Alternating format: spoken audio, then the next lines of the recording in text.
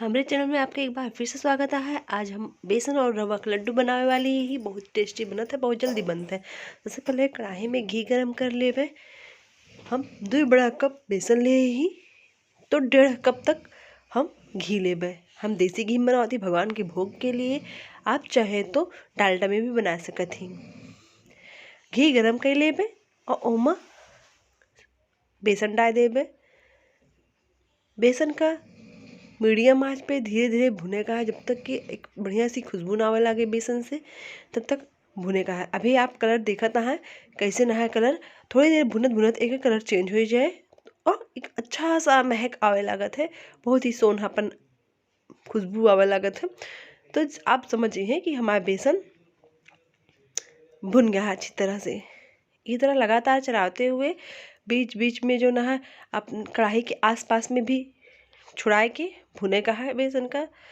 जब बेसन भुन जाए तब है में रवा ऐड करब। रवा मार्केट में आसानी से मिल जाता है और आप घर पे भी बना सकते ही रवा का। हम मार्केट से मंगाई रवा का प्रयोग करते ही। जब बेसन भुने लागत तो हल्का हो जाता है।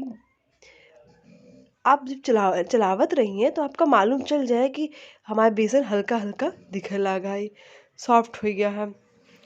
चलो बेसन तो भुना दिखाता है और एमा रवा मिला दें जाए। बेसन भुन गया है, कलर भी चेंज हो गया है, देख सकत ही।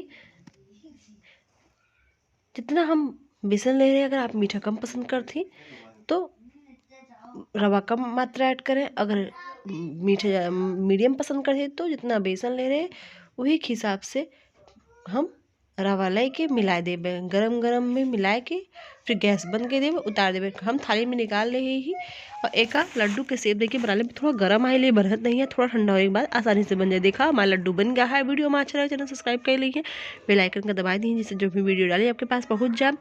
यही तरह अवधी भाषा के मोटिवेट के लिए हम ये चैनल बनाए हैं, सबको सपोर्ट है तो हम हमारा चैनल ग्रो करें, आगे बढ़ा। और नई नई रेसिपीज़ के लिए हमें चैनल सब्सक्राइब जरूर कर लीजिए। फिर मिलते हैं अगले वीडियो में, तब तक के लिए जय श्री सीताराम।